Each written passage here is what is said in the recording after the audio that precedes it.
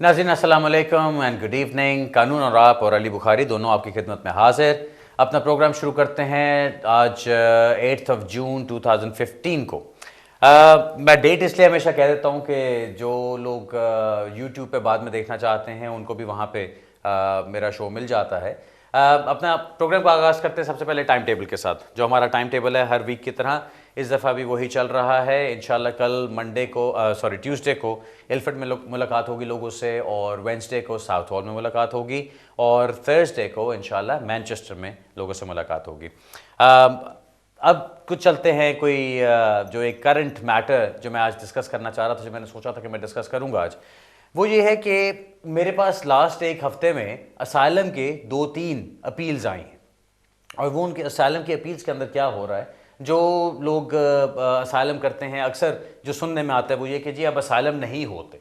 ऐसी चीज़ नहीं है, मैं पहले भी हमेशा कहता आया हूँ और मैं दोबारा कह रहा हूँ, ऐसी चीज़ नहीं कि असाइलम नहीं होता। असाइलम की प्रेपरेशन के ऊपर सब कुछ डिपेंड करता है। अगर आपने असाइलम किया हुआ है उसके लिए एक तो ये चीज़ याद रखें कि आपको जो इंटरव्यूज़ की डेट्स आ रही हैं अब वो आपको बहुत शॉर्ट नोटिस के ऊपर डेट्स आ जाती हैं। एक दो क्लाइंट्स के साथ तो ऐसा हुआ कि उनको आज फ़ोन आया है या आज लेटर आया है और उनको कल की या परसों की डेट दी जा रही है कि आपको हम फुल इंटरव्यू के लिए बुला रहे हैं।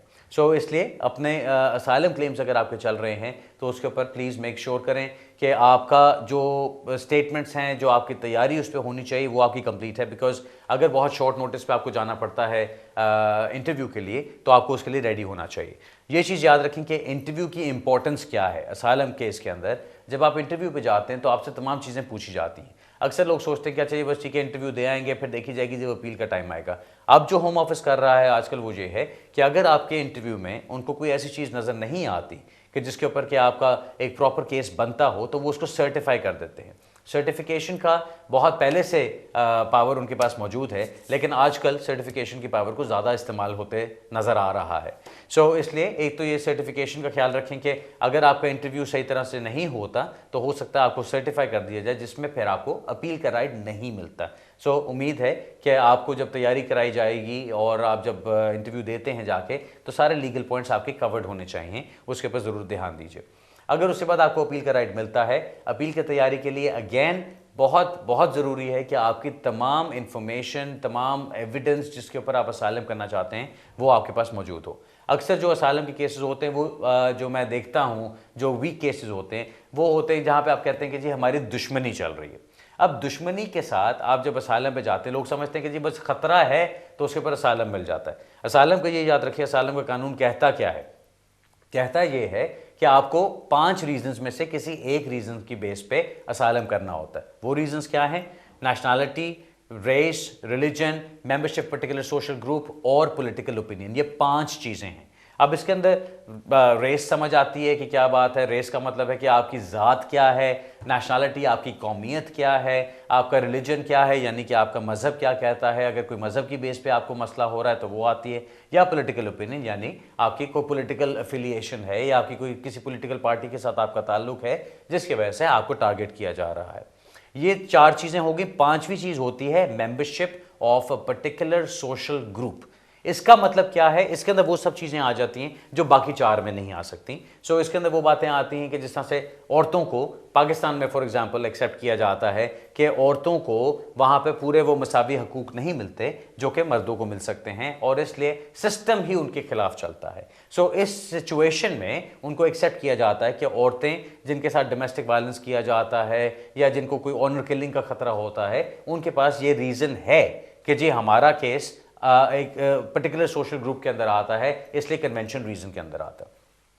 इसकी इंपॉर्टेंस क्या है? अगर आप उसको कन्वेंशन रीजन में शो नहीं कर सकते तो अगर आपकी अपील जाती है कोर्ट में तो जज आपको असाइलम नहीं दे सकता, इसलिए क्योंकि आप उन 5 रीजंस में किसी एक में फॉल नहीं करते हैं। सो ये चीज़ एक और इम्पॉर्टेंट चीज़ है जो याद रखें। अक्सर केसेस में देखता हूँ कि जी वो कुछ पैसों का मसला था, कोई प्रॉपर्टी का मसला था, कोई और दुश्मनी चलती आ रही थी, किसी को मर्डर कर दिया था फैमिली में, किसी और ने वो कोई चोरी चकारी हो गई जिसकी वजह से हमारी दुश्मनी चल रही किसी के साथ, और वो दुश्मनी हमें ख़तरा एक दरपेश है जिसकी वजह से हम वापस नहीं जा सकते। असाइलम के साथ दूसरी चीज़ ये याद रखिए कि आपको ये भी शो करना है कि आपको वहाँ से प्रोटेक्शन या तो आपकी अथॉरिटीज़ अनविलिंग हैं देने के लिए या अनएबल हैं। अनविलिंग का मतलब है कि वो देना नहीं चाहती, अनएबल का मतलब है कि वो दे नहीं सकती। ये दोनों चीज़ों को आपने अच्छी तरह से गौर से समझ के और फिर जाके असालम का इंटरव्यू भी देना है और अपील में भी जाके उसको प्रोवाइड करना होता है। तीसरी चीज़ जो बहुत इंपॉर्टेंट है असालम केसेस के अंदर, वो होता है इंटरनल रिलोकेशन। अक्सर केसेस में हम देखते हैं कि अगर आपने अपना खतरा उनको प्रूव कर भी दिया, आपने ये भी प्रूव कर दिया कि अथॉरिटीज़ आपकी मदद नहीं कर रही, तो आखिर में एक पॉइंट आता है कि जी आप अपने कंट्री के किसी और हिस्से में जा सकते हैं जहां जाके आप महफूज रह सकते हैं। ये पॉइंट इंटरनल रिलोकेशन का पॉइंट कहलाता है। अगर आपने इसको प्रूव ना किया तो फिर भी आपको असालम नहीं मिल सकता। अब इंडिया के जो क्लाइंट्स होते हैं उनको असालम इसलिए नहीं मिलता कि उनको ये कहा जाता है कि जी इंडिया सेफ कंट्री है, वहाँ पे इंटरनल रिलोकेशन पॉसिबल है, वहाँ की अथॉरिटीज़ भी सही काम करती हैं, तो आपको वहाँ पे हमेशा प्रोटेक्शन मिल सकती है। इसलिए अगर कोई इंडिया से असालम करता है, इंटरव्यू तो उसका फिर भी होता है, इंटरव्यू के बाद रिफ्यूज़ल आता है, रिफ्यूज़ल के अंदर उसको सर्टिफाई कर दिया जाता है और अपील का राइट नहीं दिया जाता, ये कह के कि आप तो सेफ कंट्री में जा रहे हैं। पाकिस्तान के जो क्लाइंट्स हैं उनका पूरा पूरा असालम का केस बन सकता है, क्योंकि वहाँ पे बहुत सारी और डिफ़िकल्टीज़ हैं, बहुत सारी और ट्रबल्स हैं जिसके ऊपर आपका केस आगे चलाया जा सकता है, जिसके ऊपर आप लड़ सकते हैं, जिसके ऊपर आप एविडेंस पहुँचा सकते हैं। अक्सर मुझे सवाल आता है कि जी असालम के अंदर डॉक्यूमेंट्स कौन से प्रोवाइड करने। अब ये भी मैं जिक्र पहले कर चुका हूँ, तनवीर अहमद नाम का केस है जो ये कहता है कि जी पाकिस्तान में आप डॉक्यूमेंट्स पैसे दे के बनवा सकते हैं, इसलिए वो डॉक्यूमेंट्स ऑटोमेटिकली रिलायबल नहीं है। इन केसेस में क्या होता है, ये नहीं कि आप कोई डॉक्यूमेंट प्रोवाइड ना करें, लेकिन जो डॉक्यूमेंट्स आपके प्रोवाइड किए जा रहे हैं, अगर आपसे बात करके जज ने या डिसीजन मेकर ने यह फैसला किया कि आपकी बात पे उनको एतबार नहीं, तो आपके डॉक्यूमेंट्स के ऊपर भी कोई एतबार नहीं किया जाएगा। लेकिन अगर आपकी बात पे एतबार कर लिया जाता है और एक नज़र डालने पे और डॉक्यूमेंट्स देखने पे वो डॉक्यूमेंट्स ठीक लगते हैं, तो फिर कोई मसला नहीं। अब एक केस मेरे पास आया था, उसके अंदर उन्होंने बड़ा लंबी चौड़ी कहानी, बड़ी कॉम्प्लिकेटेड, किसी और वकील ने शुरू किया था केस, अपील में मेरे पास आया था, तो हम उसको देख रहे थे। अब उसके अंदर सबसे बड़ी प्रॉब्लम क्या थी कि जो उन्होंने FIR सबमिट कराई थी, अब वो FIR होती है फर्स्ट इन्फॉर्मेशन रिपोर्ट, यानी कि आपने बताना है कि जी पुलिस में जब रिपोर्ट की गई तो वो FIR क्या कहती है।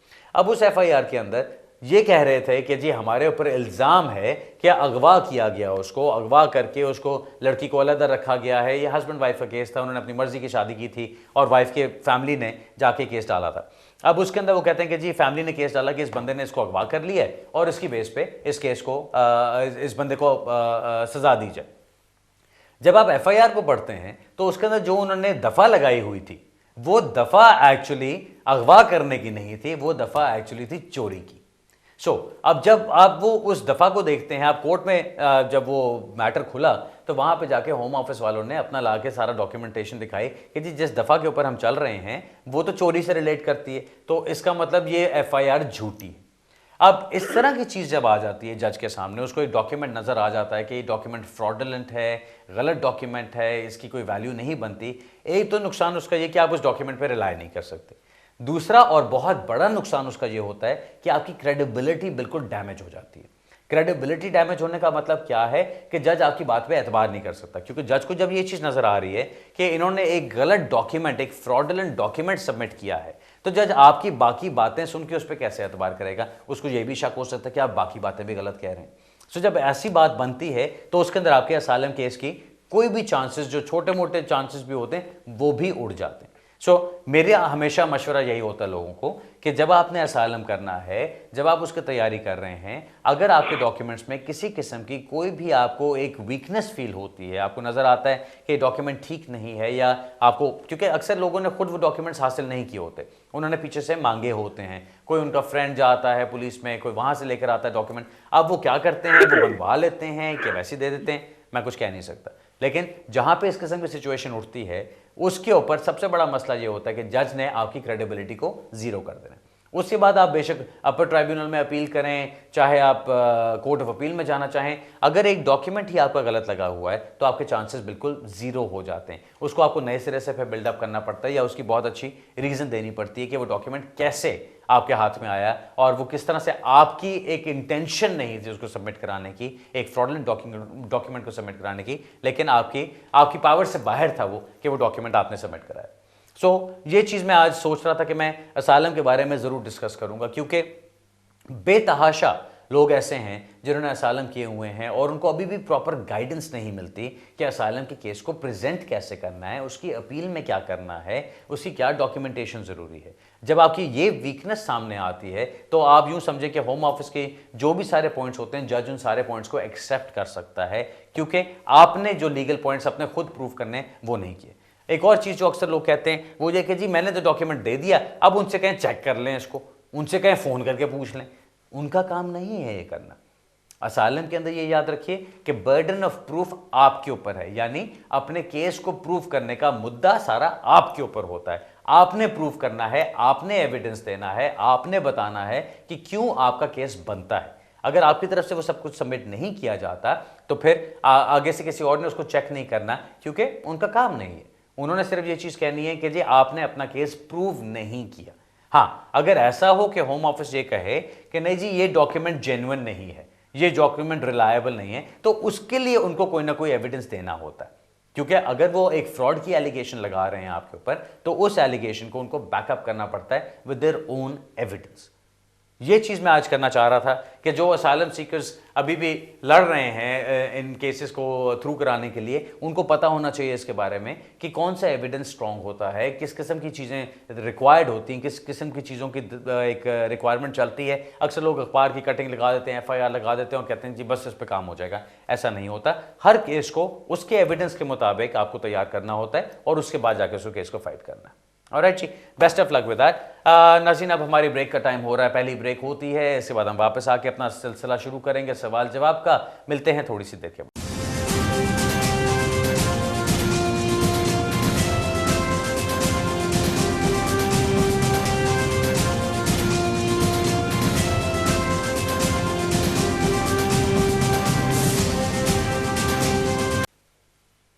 नाज़रीन, ब्रेक के बाद वेलकम बैक। सीधा मेरा ख्याल है अपने सवाल जवाब की तरफ चलते हैं। पहली कॉल लेते हैं जी। हेलो हेलो बुखारी साहब जी। जनाब। सर जी, ਮੈਨੂੰ ਨਾ ਇੱਥੇ ਆਏ ਨੂੰ 10 ਸਾਲ ਹੋ ਗਿਆ ਤੇ ਮੇਰਾ ਇੱਕ ਬੱਚਾ ਇੱਥੇ ਬੋਰਨ ਹੈ ਤੇ ਮੈਂ ਕਿਸ ਤਰ੍ਹਾਂ 9 ਸਾਲ ਦਾ ਹੋਗਾ, ਮੈਂ ਕਿਸ ਤਰ੍ਹਾਂ ਐਪਲੀਕੇਸ਼ਨ ਪਾ ਸਕਦਾ ਕੁਛ ਕਿ ਨਹੀਂ ਭਾਜੀ? ਬੱਚਾ 9 ਸਾਲ ਦਾ ਹੋ ਚੁੱਕਿਆ ਹੈ? ਹਾਂਜੀ, ਬੱਚਾ 9 ਸਾਲ ਦਾ ਹੋ ਚੁੱਕਿਆ ਹੈ? ਹਾਂਜੀ, 9 ਸਾਲ ਤੋਂ ਉੱਪਰ ਆ ਤੇ ਮੈਂ ਕੋਈ ਐਪਲੀਕੇਸ਼ਨ ਨਹੀਂ ਪਾਈ। ਮੈਂ ਤੇ ਮੇਰੇ ਵਾਈਫ ਹੈਗੇ ਨੇ ਦੋਨੋਂ, ਤੇ ਕਿਸ ਤਰ੍ਹਾਂ ਸਾਨੂੰ ਵੀ ਉਹਨਾਂ ਦੇ ਬੇਸ ਤੇ ਕੋਈ ਸਟੇਟਸ ਮਿਲ ਸਕਦਾ, ਕੋਈ ਹੈ ਕਾਨੂੰਨ ਵਗੈਰਾ ਕਿ ਨਹੀਂ ਭਾਜੀ? ਓਕੇ ਚਲੋ ਠੀਕ ਹੈ। ਹੋਰ ਕੁਝ ਪੁੱਛਣਾ ਤੁਸੀਂ? ਬਸ ਇਹੋ ਪੁੱਛਣਾ ਭਾਜੀ। ਓਕੇ ਚਲੋ ਗੌਰ ਨਾਲ ਸੁਣੋ। ਹੁਣ ਤੁਹਾਡੇ ਬੱਚੇ ਨੂੰ ਇੱਥੇ 9 ਸਾਲ ਹੋ ਗਏ ਨੇ। ਕਾਨੂੰਨ ਕਹਿੰਦਾ ਹੈ ਕਿ ਅਗਰ ਬੱਚਾ ਇੱਥੇ 7 ਸਾਲ ਤੋਂ ਜ਼ਿਆਦਾ ਟਾਈਮ ਗੁਜ਼ਾਰ ਲੈਂਦਾ ਹੈ ਤੇ ਇਹ ਅਨਰੀਜ਼ਨੇਬਲ ਹੁੰਦਾ ਹੈ ਕਿ ਉਹਨੂੰ ਬੱਚੇ ਨੂੰ ਇੱਥੋਂ ਕੱਢ ਦਿਆ ਜਾਏ ਤੇ ਫਿਰ ਤੁਹਾਨੂੰ ਸਟੇਟਸ ਮਿਲ ਸਕਦਾ ਹੈ। ठीक है, हुण तुसी कोई एप्लीकेशन अजे तक नहीं पाई, तुहानूं कोई ना कोई एप्लीकेशन तो पानी है। जिहड़ी तुहाडी एप्लीकेशन बनती है वो तुहाडी ह्यूमन राइट्स की एप्लीकेशन बनती है, इमीग्रेशन रूल्स की एप्लीकेशन बनती है।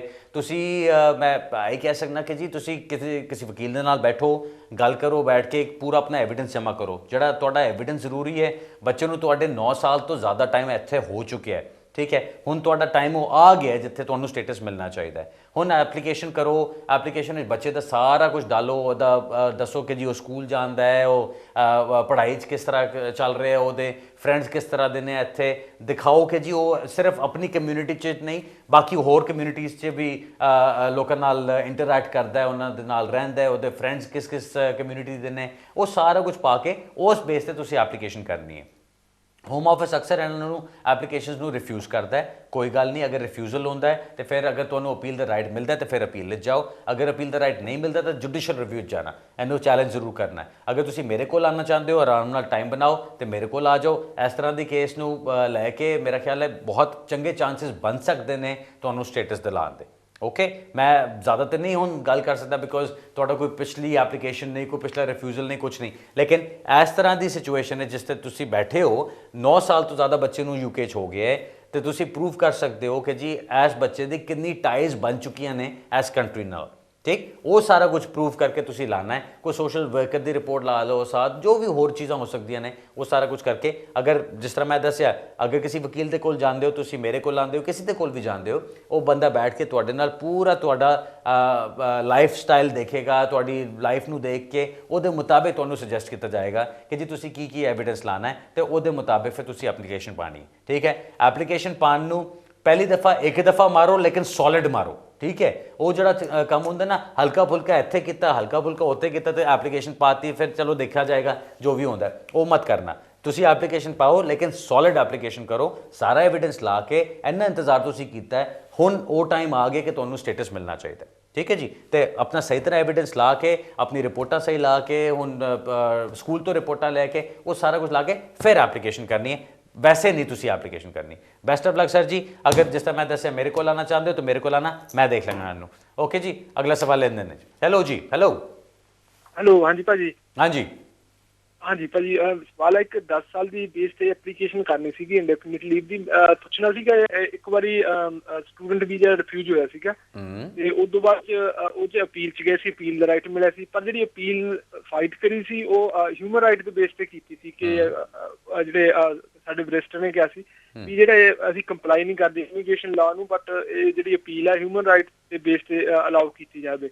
ਫਿਰ ਉਹਨਾਂ ਨੇ ਅਪੀਲ ਵੀ ਰਿਫਿਊਜ਼ ਕਰ ਦਿੱਤੀ ਸੀ। ਉਸ ਤੋਂ ਬਾਅਦ ਆਪਾਂ ਟ੍ਰਿਬਿਊਨਲ 'ਚ ਗਏ ਸੀ ਤੇ ਉੱਥੋਂ ਉਹਨਾਂ ਨੇ ਕੇਸ ਰੀਮਿਟ ਕਰਤਾ ਸੀ ਹੋਮ ਆਫਿਸ ਨੂੰ ਬੈਕ, ਤੇ ਉਹਨਾਂ ਨੇ ਫਿਰ ਉੱਥੇ ਜਿਹੜਾ ਵੀਜ਼ਾ ਇਸ਼ੂ ਕਰ ਦਿੱਤਾ ਸੀਗਾ। ਇਹਦਾ ਕੋਈ ਇਫੈਕਟ ਪਊਗਾ ਇਸ ਚੀਜ਼ ਦਾ?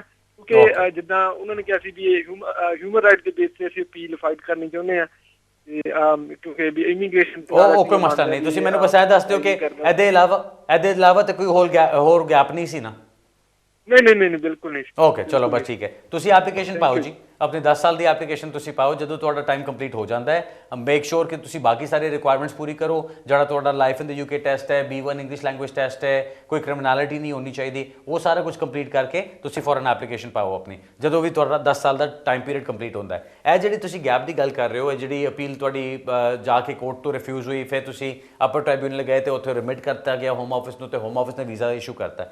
यह सारा जिहड़ा प्रोसैस चल रहा है, तुसी यह याद रखो, तुहाडी एप्लीकेशन की गई सी तुहाडी लीव टू रिमेन खत्म होने तो पहला, ठीक है। तो उसके बाद जो भी तुहाडा टाइम गुजर रहा है, जदों तक तुहाडी अपील फाइनली डिसाइड नहीं हो जाती, फाइनली कंक्लूड नहीं हो जाती, वो सारा टाइम तुहाडा लीगल गुजर रहा है। सैक्शन 3C जिहड़ा कहता 1971 एक्ट का, ठीक है, उस बेस ते तुहाडा सारा टाइम लीगल काउंट होया। उसके बाद क्योंकि उन्होंने रिमिट किया गया होम ऑफिस नूं, उसदा मतलब ऐसी तरह समझ लो कि जी तुसीं नई एप्लीकेशन की है जिहड़ी उस टाइम तो काउंट हो रही है, तो इसलिए वो सारा टाइम तुहाडा लीगल काउंट होएगा। जदों तुसीं एप्लीकेशन करो, अपने कवर लैटर च सारा कुछ तुसीं एक्सप्लेन करना है कि जी की होया सी, कित्थे होया सी, फिर उत्थे सैक्शन 3C का हवाला दवो, उत्थे दसो कि जी यह सारा टाइम मेरा लीगल काउंट होंदा है। उसके बाद तुसीं मैनूं वीज़ा इशू करता तो हुण मैं 10 साल तक पहुँच गया, ठीक है। तो मैनू ये कोई इशू नज़र नहीं आता। अगर तो एक कोई गल सी तो यह इशू नहीं है, इस ते तुहानू इंडेफिनिट लीव जरूर मिल जानी चाहिए। ये अलावा अगर कोई होर चीज़ है तो वो मैं कुछ नहीं कह सकता, लेकिन सिर्फ इस एक चीज़ से मैं तुहानू दस सकना कि सैक्शन 3C ते सारा कुछ कवर होंदा है, तो ये कोई घबराने की गल नहीं है। तुसीं आराम नाल एप्लीकेशन करो। ऑलराइट जी, बेस्ट ऑफ लक। अगला सवाल लेते हैं जी। हेलो हेलो अस्सलाम वालेकुम अली भाई। जी वालेकुम सलाम। आवाज आ रही है अली भाई? जी आ रही है, बताइए। अली भाई एक क्वेश्चन है मेरा। मैं शादी के बेस से मुझे 10 साल पार्टनर रूट पे 2.5 साल का वीजा मिला हुआ है, और मेरी बीवी जो थी असालम सीकर थी उस टाइम, रिफ्यूजी स्टेटस पे थी 5 साल का। तो अगर आप बोलते मुझे सिर्फ डाउट इसका क्या कर, इस दौरान अगर हम मेरी बीवी बेनिफिट लेती है तो एक्सटेंशन में फर्क पड़ेगा या नहीं पड़ेगा? आप बोलते हो जो लेटर मुझे दिया हुआ है वो पैराग्राफ आपको मैं बता दूं, जो क्या कहते हैं, मुझे बस बता दें वो क्या कहता है, पढ़ के सुनाने की जरूरत नहीं है। ठीक।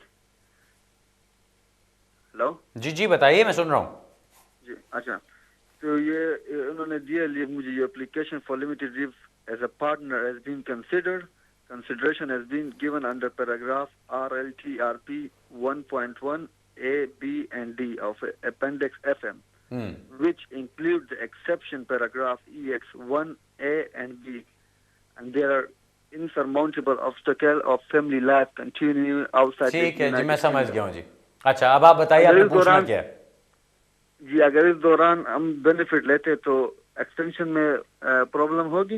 बेनिफिट्स आप लेते रहे हैं कि आपकी वाइफ लेती रही है?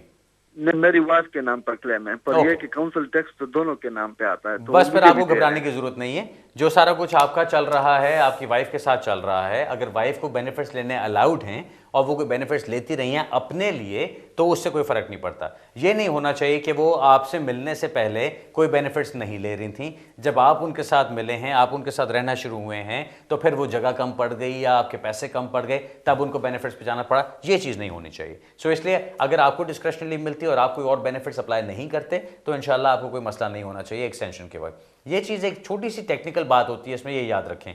लोग सोचते हैं कि जी अगर बेनिफिट्स हमने कोई भी लिए तो वो मसला हो जाएगा। बेनिफिट्स अगर आपकी वाइफ की तरफ से जा रहे हैं और आपको लेने अलाउड नहीं है, तो फिर कोई मसला नहीं है। सिर्फ आपके लिए एक्स्ट्रा बेनिफिट्स नहीं होने चाहिए। अगर वो चीज़ नहीं है तो फिर खैर है। दूसरी चीज़, जो आपका लेटर आता है, मुझे पढ़ के सुनाने की जरूरत नहीं है, लेकिन उसके अंदर आपके एक एंटाइटलमेंट्स वाला सेक्शन होता है। उसके अंदर लिखा होता है कि आपको बेनिफिट्स लेने अलाउड हैं या नहीं है। अक्सर जो 2.5 साल की लीव अब मिलनी शुरू हो रही है, उसके अंदर वो कहते हैं कि आपको बेनिफिट्स लेने अलाउड नहीं होते। सो जब नहीं है तो आपने उन बेनिफिट्स को हाथ नहीं डालना। अब आपका जब भी एक्सटेंशन का टाइम आ रहा है, फिर भी ये मेरी सिर्फ इस बात के ऊपर सुन के आप जाके ना कर दीजिएगा, बिकॉज मैंने आपका लेटर नहीं देखा, वह सारा कुछ नहीं देखा। लेकिन किसी वकील के पास बैठ के उसको अच्छी तरह समझिएगा। मेरे पास लाना हो, मेरे पास ले आइएगा, मैं देख के आपको बता दूंगा कि उसके अंदर क्या क्या आपकी एंटाइटलमेंट्स हैं या क्या आपकी रिस्ट्रिक्शंस हैं, और उसके मुताबिक फिर अपनी एप्लीकेशन तैयार कीजिएगा। ऑलराइट सर, अगला सवाल लेते हैं जी। हेलो हेलो हेलो जी जी जी जनाब बताइए। हेलो जी अस्सलाम वालेकुम। वालेकुम। अली भाई, मसला ये है कि मैं 1998 में यूके में आया था, जून 98 में, राइट। और मुझे 6 महीने का वीज़ा मिला था। 6 महीने के वीज़ा ख़त्म होने से पहले मैंने असाइलम ले लिया था, ठीक है। फिर उन्होंने मुझे कहा कि जी मैं ठीक है, आपने रिसीव कर लिया। फिर उन्होंने, जज ने मुझे बुलाया। उसके बाद उन्होंने मुझे कहा कि जी हम आपके असाइलम पे यकीन नहीं रखते हैं। उसके बाद वो पेंडिंग में चला गया। 1998 दिसंबर से लेकर 2003 तक इसी तरह रहा। और 2003 में मैंने ब्रिटिश नेशनल से यूके में शादी की, 2003 में, ठीक है। फिर मुझे उन्होंने, मेरा स्टेटस असाइलम से शादी में चेंज हो गया। फिर 28 साल का उन्होंने वीज़ा दिया। सेकंड वीज़ा मैंने फिर आप ही के ऑफिस के थ्रू लिया था। 2010 में मुझे इंडेफिनिट दिया उन्होंने, मार्च 2014 में इंडेफिनिट दिया, राइट। अब मुझे 1 साल से ऊपर हो गया है। मेरा क्वेश्चन ये है कि मैं नेशनलिटी अप्लाई करना चाहता हूँ, तो क्या मैं इंडिपेंडेंट अप्लाई कर सकता हूँ, या मुझे मेरे वाइफ के पासपोर्ट या किसी भी डॉक्यूमेंट्स की जरूरत है? मैंने B1 भी पास कर लिया है और सब कुछ तैयार है मेरा। आपको मैं सिर्फ एक सवाल पूछूंगा, आप मुझे सिर्फ ये बताइए कि अभी आप खड़े हैं आज 8 जून 2015 को। 8 जून 2015 से आप 5 साल पीछे जाइए। 8 जून 2010 को आपके पास लीगल स्टेटस था? 2007 फरवरी में मुझे मिला था। ओके, सो 2000 फरवरी से लेके आपको 6 साल की लीव मिली थी, वो मतलब जो 3-3 साल की डिस्क्रिप्शन लीव थी? जी जी जी, 3-3 साल की मिली थी। ओके, तो इसका मतलब 2007 से लेके 2015 तक आपने अभी तक सारा टाइम लीगल गुजारा है, राइट? जी जी, बस ठीक है। फिर आपको इंडेफिनिट लीव मिले हुए जब 1 साल हो गया है, तो आप नेशनलिटी के लिए अप्लाई कर सकते हैं। अब उसके लिए आप अगर सोचेंगे जी मैं वाइफ की बेस पे अप्लाई करूं कि मैं अपनी बेस पे अप्लाई करूं, वाइफ की बेस पे भी आप अप्लाई कर सकते हैं, लेकिन मेरा नहीं ख्याल उसकी कोई सेंस बनती है, बिकॉज आपको जो इंडेफिनिट लीव मिली है वो वाइफ की बेस पे, वाइफ की ब्रिटिश नेशनल होने की बेस से नहीं मिली, आपको डिस्क्रिशनरी लीव की बेस पे इंडेफिनिट लीव मिली है। सो मैं आपको ये सजेस्ट करूंगा कि आप 8 जून 2015 से 5 साल पीछे जाइए। 8 जून 2010 से आपने उनको अपना रेजिडेंस प्रूव करना है, ठीक है। उसके अंदर आप उनको प्रूव करते हैं कि जी आपके पास लीगल स्टेटस था, आप यहाँ पे कंटिन्यूअसली रह रहे थे, आपने कोई क्रिमिनल ऑफेंस नहीं किया, कोई ऐसी चीज़ नहीं हुई, और उसकी बेस पे आपको नेशनलिटी दी जाए, क्योंकि अब आपको इंडेफिनिट लीव मिले हुए भी 1 साल गुजर चुका है। सो आपको वो इंडिपेंडेंटली कर लेना चाहिए, बजाय से कि आप वाइफ के साथ जाके उसको कॉम्प्लिकेट करें चीज़ को। उसमें सिर्फ फ़र्क क्या होगा कि आप पिछले 3 साल का रेजिडेंस दिखाएंगे, जब आपके पास पिछले 5 साल का रेजिडेंस कंप्लीटली मौजूद है, और ऑब्वियसली आपकी कोई गैप्स नहीं होने चाहिए। आई डोंट नो अब आपने ट्रैवल कितना किया है, लेकिन पिछले 5 साल के अंदर आपका 470 दिन से ज़्यादा का गैप नहीं होना चाहिए,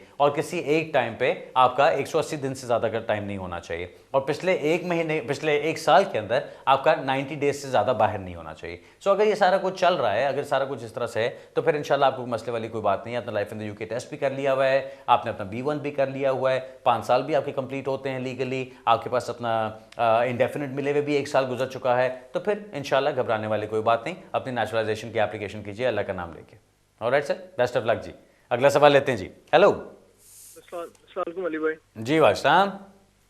हाँ सर, मैंने क्वेश्चन पूछने हैं जो है अपनी वालदा के बारे में। हमें ब्रिटिश नेशनैलिटी मिली है, वो Tier 1 के रूट पे।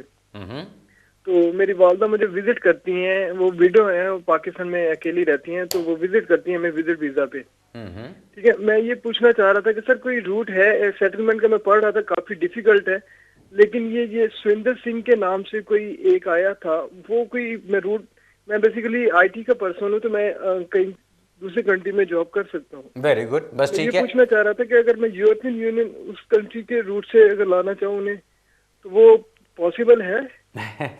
बिल्कुल पॉसिबल है जी, मैं आपको बता देता हूँ वो चलता ये कैसे क्वेश्चन है। और सर एक सेकंड क्वेश्चन ये है जी कि उनका 2 साल का विजिट वीजा लगा हुआ है, हाँ तो वो लास्ट टाइम जब उन्होंने ट्रैवल किया तो 170 डेज वो रह के गई थी, ठीक है। तो अब वो तकरीबन नेली उन्हें 5 माह हो गए पाकिस्तान में रहे हुए, तो क्या वो ट्रैवल कर सकती हैं कि उन्हें 6 मंथ का वेट करना पड़ेगा? ओके चलें मैं बताता हूँ। जहां तक तो आपके विजिट वीजा वाली बात है जी, आपका जो टाइम यहाँ पे, आपकी वालदा का जो टाइम यहाँ पे गुजरा है, उनको एक वक्त में 180 दिन अलाउड होता है यहाँ पे रहना, यानी 6 महीने का टाइम अलाउड होता है। उस 6 महीने में अगर वो 3 महीने से ज़्यादा यहाँ पे रहती हैं, तो नेक्स्ट टाइम जब वो आए तो उनको पूछा जा सकता है कि जी आप क्यों रुकी थी, क्या वजह थी, आप तो यहाँ पे रह रही थी, सारा कुछ। लेकिन अब आपने बताया 5 महीने उनको वहाँ पे भी हो गए, बेहतर है कि थोड़ा सा टाइम अभी और गुजारें वहाँ पे, उसके बाद वो विजिट पे आना चाहें तो दोबारा आ सकती हैं। और अगर उनको पूछा जाता है कि जी लास्ट टाइम आप आके 3 महीने से ज़्यादा रही थी, तो वो रीजंस बता सकती हैं कि किस लिए वो ज़्यादा रही थी। ये तो एक चीज़ हो गई। जो दूसरा आपने सुरेंद्र सिंह वाला पूछा, वो ज़्यादा एक इंटरेस्टिंग क्वेश्चन है, क्योंकि सुरेंद्र सिंह रूट क्या कहता है, उसमें ये है आप ब्रिटिश नेशनल हैं, आप यहाँ से काम अपना कर रहे हैं, सारा कुछ कर रहे हैं, आपकी वालदा आपके ऊपर डिपेंडेंट है, आप उनको लुक आफ्टर करते हैं, आप उनको पैसे भेजते हैं, वो हर तरह से फाइनेंशियली, सोशली, इमोशनली, हर तरह से वो आपके ऊपर रिलाई करती हैं। अब आप यहां से एज अ ब्रिटिश नेशनल उठ के चले जाते हैं किसी यूरोपियन कंट्री में और आप कहते हैं कि जी मैं वहां जाके काम करना चाहता हूं। अब आप आईटी प्रोफेशनल हैं, आई एम श्योर आपको कहीं पे भी जॉब आराम से मिल जाएगी। आप जाते हैं किसी यूरोपियन कंट्री में, आप Germany, France, Italy, Ireland, Latvia, Lithuania, जहां मर्जी जाएं यूरोप में अंदर, आप वहां पे चले जाते हैं, आपको जॉब मिल जाती है, आप वहां काम करना शुरू कर देते हैं। अब आप जब वहाँ पे काम कर रहे हैं, आप वहाँ पे अपने टैक्सेस पे कर रहे हैं, आपका घर वहाँ पर है, आपकी मेडिकल रजिस्ट्रेशन वहाँ पर है, आपके बिल्स पे हो रहे हैं, सारा कुछ आपका वहाँ पे चल रहा है, यानी आपने अपनी लाइफ वहाँ पे मूव कर दी है। ये फ़र्क है। एक तो लोग करते हैं कि जी वो आर्टिफिशियल कुछ दिखाने की कोशिश करते हैं, वो नहीं करना। आपने प्रॉपरली, अगर आप वहाँ पे मूव हो जाते हैं और आप वहाँ पे जाके रहना शुरू कर देते हैं, साल के लिए, 1.5 साल के लिए, 2 साल के लिए, आप वहाँ पे चले गए। अब उस टाइम पीरियड के दौरान आप कहते हैं कि जी अब मैं अपनी वालदा को बुलाना चाहता हूँ क्योंकि वो मेरी डिपेंडेंट है। अब आपका स्टेटस उस कंट्री में क्या बनेगा? आप क्योंकि ब्रिटिश नेशनल हैं और किसी यूरोपियन कंट्री में काम कर रहे हैं, तो it becomes a British national exercising treaty rights in a European country. So उसके अंदर फिर यूरोपियन लॉज अप्लाई हो जाते हैं और उसके अंदर कोई रिक्वायरमेंट्स उस कंट्री के इमिग्रेशन लॉज की नहीं होती, वो फिर यूरोपियन कानून के तहत आप उनको वहाँ बुला सकते हैं। अब वो आपको ज्वाइन करती हैं, 6 महीने का उनको वीज़ा मिलता है, आप वहाँ पे साल गुजारते हैं, 2 साल गुजारते हैं, जो भी आपने टाइम गुजारना है, वालदा आपके साथ रह रही हैं, 6 महीने के बाद उनकी 5 साल की एक्सटेंशन हो जाती है। और उसके बाद आप डिसाइड करते हैं किसी भी वक्त कि आप यूके वापस आना चाहते हैं, तो जब आप वापस आएंगे तो आपकी वालदा आपके साथ उन रूल्स के तहत, यूरोपियन रूल्स के तहत आ सकती हैं। उसके लिए आपको इमिग्रेशन रूल्स के तहत जाने की जरूरत नहीं पड़ेगी। ये सुरेंद्र सिंह रूट है। इसके साथ ही एक ब्रेक का टाइम हो रहा है जी, दोबारा हम काफ़ी लेट हो गए ब्रेक के लिए, वापस आते हैं, फिर अपना सिलसिला जारी रखेंगे, थोड़ी सी देर में दोबारा मिलते हैं।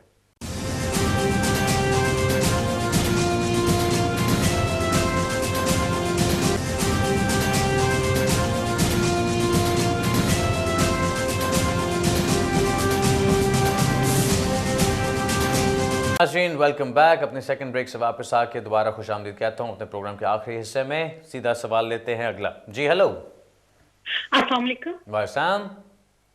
जी मेरा क्वेश्चन नेशनैलिटी के बारे में है, बताइए। ब्रिटिश नेशनैलिटी के बारे में। एक्चुअली मैं नवंबर 2006 में अपने हस्बैंड के साथ ना इंग्लैंड आई थी। उसके बाद मैंने कुछ फाइनेंशियल इश्यूज की वजह से इंडेफिनिट जरा देर से अप्लाई किया, और लेकिन इंडेफिनिट मुझे मिल गया है। तो उसके बाद अब मैंने ब्रिटिश नेशनैलिटी के लिए जब अप्लाई किया तो उन्होंने मेरी एप्लीकेशन रिफ्यूज कर दी। होम ऑफिस का आंसर था कि आपने अर्ली अप्लाई कर दिया। अर्ली? अच्छा जी। उसके बाद फिर मैंने नेक्स्ट ईयर, उन्होंने कहा था कि नेक्स्ट ईयर आप अप्लाई कर सकते हैं। मैंने नेक्स्ट ईयर अप्लाई किया और फिर लॉ भी चेंज हो गया था, तो जो उन्होंने डॉक्यूमेंट्स मांगे वो मैंने सारे प्रोवाइड किए उन्हें, हर चीज दी। तो लेकिन उन्होंने फिर मुझे मेरा एप्लीकेशन रिजेक्ट कर दी।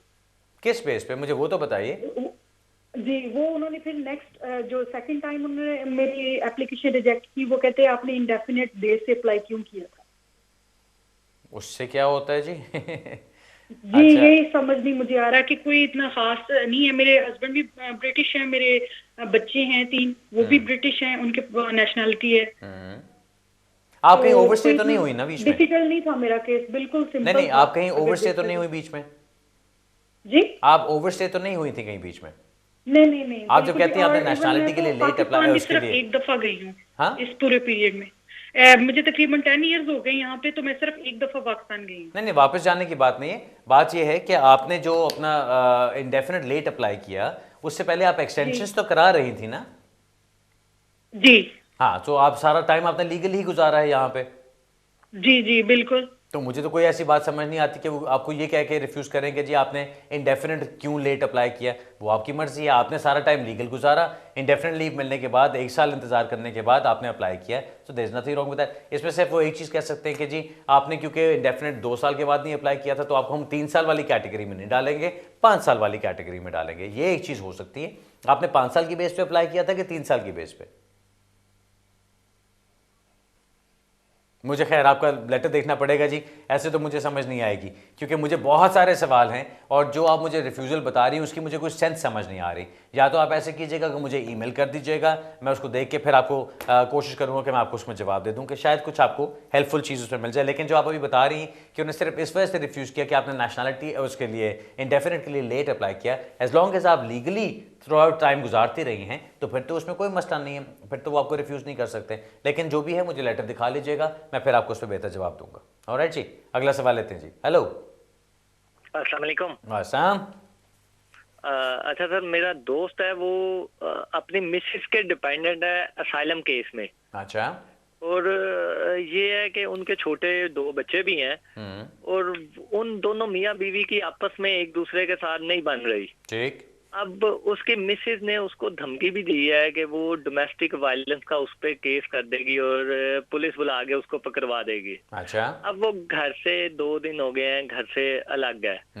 अब वो उसके लिए आगे क्या है कि होम ऑफिस इन्फॉर्म करे या क्या प्रोसीजर इख्तियार करे कि उस पे कोई फर्क भी ना आए और वो बच्चों से भी दूर ना हो, क्योंकि उसके बच्चे हैं, वो बच्चों को भी बिल्कुल नहीं छोड़ना चाहता। तो उनकी उसके मिसेस बारे को में असाइलम जरा मिल briefly चुका बता दें। हुआ है क्या? वो रेफ्यूजी स्टेटस पे है? जी नहीं, वो अभी असाइलम सीकर है, अभी तो इंटरव्यू होना है उसका, अभी अच्छा उसकी अच्छा मिसेस अच्छा। का। ओके ओके ओके, चलें।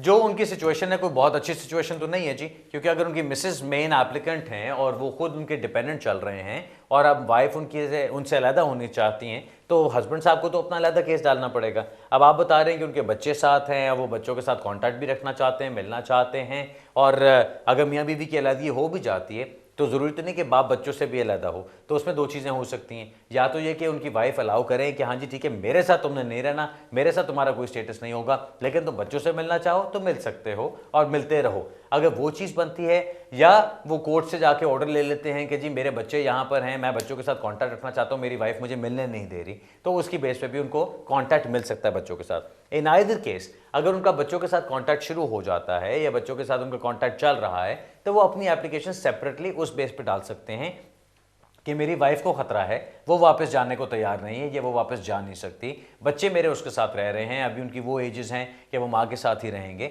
और मैं बच्चों के साथ कॉन्टैक्ट तोड़ने को तैयार नहीं हूँ जबकि हमारा रिलेशनशिप ब्रेक डाउन हो गए। उसकी बेस पे भी वो एप्लीकेशन डाल सकते हैं। सो पहले तो ये कि अभी सिर्फ 2 दिन हुए हैं, हो सकता है कि कुछ ठंडे हो जाएं और उनका आपस में मामला पैचअप हो जाए, बेस्ट तो वही होगा। लेकिन अगर पैचअप नहीं हो सकता, उनको नज़र आ रहा है कि कुछ ऐसी चीज़ हो गई है या उन्होंने खुद की है, उन्होंने वाकई बीवी को मारा है, तो फिर तो वो डिज़र्व करते हैं कि उनको निकाल के बाहर फेंका जाए। लेकिन जो भी है, मेरा पॉइंट नहीं है उसके ऊपर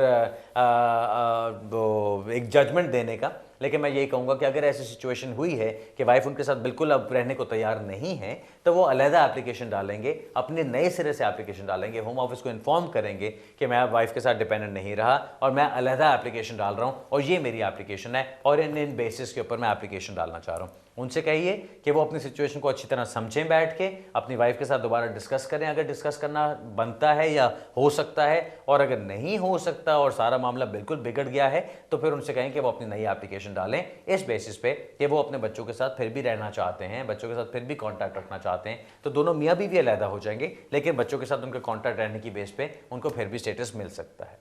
सिंपल चीज़ नहीं है, काफ़ी कॉम्प्लिकेटेड मैटर है, बहुत सारी चीज़ें इसमें देखने वाली होंगी। ख़ास तौर पे अगर वाकई उन्होंने बीवी को मारा है और डोमेस्टिक वायलेंस इश्यूज़ हैं और वो पुलिस में रिपोर्ट करती हैं और उनको अरेस्ट किया जाता है और उनके ऊपर कोई क्रिमिनल ऑफेंस बनता है, उनकी कन्विक्शन हो जाती है, तो फिर उन बच्चों की बेस पे भी उनको यहाँ पे स्टेटस मिलना मुश्किल होगा। लेकिन ऑब्वियसली जैसा मैंने कहा, बहुत सारी चीज़ें इसके अंदर देखने वाली, कंसिडर करने वाली। उनसे कहिए किसी वकील के साथ मिलकर बैठ के बात करें और फिर इसके ऊपर फैसला करें कि क्या करना है आगे। अगला सवाल लेते हैं जी। हेलो हेलो हेलो हेलो जनाब जी, बताइए, मैं सुन रहा हूं। सर मेरा आपसे एक क्वेश्चन था। मेरे पास ब्रिटिश पासपोर्ट है हाँ और मेरा ना बीवी जो मेरी वाइफ है वो इंडिया में है। हाँ तो मेरे बच्चा पैदा हुआ था इंडिया में, बेटा। तो मैंने उसका पासपोर्ट अप्लाई किया था इंडिया से। अच्छा, तो तकरीबन 1.5 साल लगा। कल उनकी ईमेल आई थी कि वो सारे कंप्लीट चेक हो चुके हैं, वो पासपोर्ट इशू कर रहे हैं। ठीक है। तो मेरा क्वेश्चन ये है कि वो कौन सी कैटेगरी का पासपोर्ट इशू करेंगे? वो फुल ब्रिटिश पासपोर्ट होगा या कोई ओवरसीज होगा? क्योंकि मैंने वाइफ का स्पाउस वीजा अप्लाई करना है, वो उसके साथ मुझे बेटे का भी कुछ अप्लाई करने की जरूरत है, जहाँ वो फुल ब्रिटिश पासपोर्ट होगा वो आ सकता है ऐसे। ओके, चलो मैं बताता हूँ जी। ये जो ओवरसीज़ वाला है वो आपके ऊपर अप्लाई नहीं होता जी। ये ब्रिटिश ओवरसीज़ पासपोर्ट्स या ये जो ये सारी चीज़ें आपके ऊपर अप्लाई नहीं होती, सो इनकी आपने फिक्र नहीं करनी।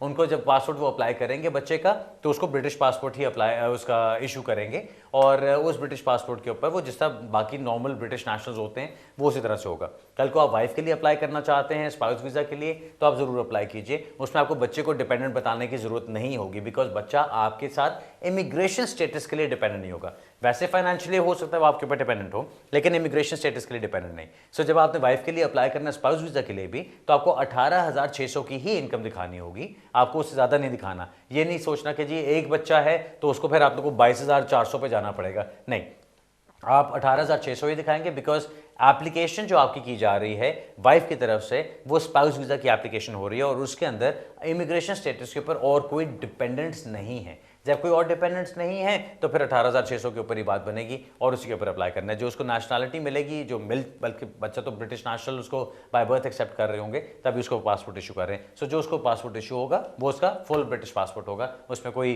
वो कमी बेशी नहीं होगी। So don't worry about that. Alright sir, अगला सवाल लेते जी। हेलो वासम। अली भाई, मैं आपसे बात करना चाहता था कि मैं 2011 में इधर आया था स्पोर्ट्स वीजा लेके। तो मैं अपनी वाइफ के साथ 1 साल रहा हूँ और 1 साल के बाद मेरा सेपरेशन हो गया है। तो मेरी एक बच्ची है 4 साल की है। तो 8 महीने के बाद मैंने बच्ची का केस डाल दिया तो कोर्ट में। तो जब मैंने केस डाला तो वाइफ ने मेरे ऊपर एलिगेशन लगा दिए रेप का, और ऐसा लगा कि बच्ची के साथ भी जाती की इसने और मुझे भी मारा है, बच्ची को भी मारा है। तो जबकि इन चीजों का कोई एविडेंस नहीं था, ना कोई पुलिस रिपोर्ट थी, और मेरा सब एवरीथिंग मेरा क्लियर था। लेकिन उसके बावजूद कोर्ट वालों ने, क्या नाम है, जज ने 7 एलिगेशन मेरे लगाए थे वाइफ ने, और जिनमें से 4 जज ने मुस्तरद कर दिए और 3 दे दिए मेरे खिलाफ। और जब उस कैफ ने मुझे बुलाया तो कैफ ने ऐसा किया कि सारे एलिगेशन मेरे ऊपर लगा दिए। तो उसके बाद जज ने ऐसा किया कि मुझे बच्ची का कंटेक्ट नहीं दिया। वो कहते कि इनडायरेक्ट कंटेक्ट आपको दे रहे हैं, सिर्फ आप बच्चों को लेटर वगैरह या गिफ्ट वगैरह कोई भेज सकते हो। तो आप मुझे ये बता दें कि मुझे नेक्स्ट क्या करना पड़ेगा? अगर मैं हाई कोर्ट में अपील करूं तो मेरे क्या चांसेस है, क्या मुझे बच्ची मिल सकती है?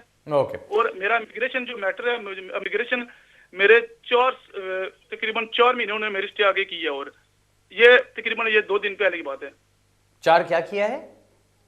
4 महीने के अभी इमिग्रेशन ने मेरी 4 महीने की स्टे आगे की है, कि रफली स्टे उन्होंने मुझे दिया। अभी कहते हैं कि कोर्ट का डिसीजन आएगा तो आगे आपका ये करेंगे। ओके। लेकिन मुझे ये बताएं, अगर मैं हाई कोर्ट में अपील करता हूँ तो मेरे क्या चांसेस बनते हैं? देखिए मेरी बात सुने, ये जो बात होती है हाई कोर्ट में अपील करने वाली, वो हर एक के लिए अवेलेबल नहीं होती। आपको वो देख के चलना है कि आपके केस में क्या चीज़ एप्लीकेबल है। अब आपके केस के अंदर अगर जज ने फैसला आपके खिलाफ किया, कैफ वालों ने फैसला आपके खिलाफ किया, तो उनके पास कोई ना कोई एविडेंस तो उस चीज़ का होगा कि जिसके ऊपर वो चल रहे हैं। अगर कोई ऐसा एविडेंस नहीं है तो आप दोबारा भी वो अप्लाई कर सकते हैं कॉन्ट्रैक्ट के लिए, और आप कह सकते हैं कि जी ये चीज़ें पहले आपने मिसरीड की या उस एविडेंस के ऊपर मिसरीड की जो आपको दिया गया था, अब ये मैं सारा एविडेंस और देना चाहता हूँ, जिससे कि आपको नज़र आता है कि ऐसी कोई सिचुएशन नहीं हुई है।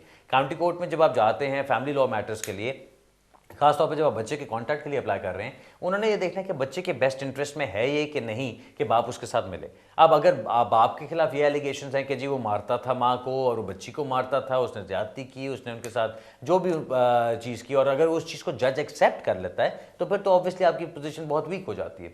अब ये जो चीज़ है कि जी वो इसमें कॉन्टैक्ट आपको मिल सकता है, इमिग्रेशन स्टेटस में क्या होगा, इमिग्रेशन स्टेटस वाले वो आपका इंतजार करते रहेंगे जब तक उनको एक फाइनल डिसीजन नहीं आ जाता कोर्ट की तरफ से। अब अगर आप कहते हैं कि जी कोर्ट का डिसीजन जो आया है आप इसको एक्सेप्ट करने को तैयार है एज अ फाइनल डिसीजन, तो फिर इमिग्रेशन वालों की तरफ से भी आपको मसला होगा, क्योंकि वो कहेंगे जी इनडायरेक्ट कॉन्टैक्ट तो आप कहीं और से भी रख सकते हैं।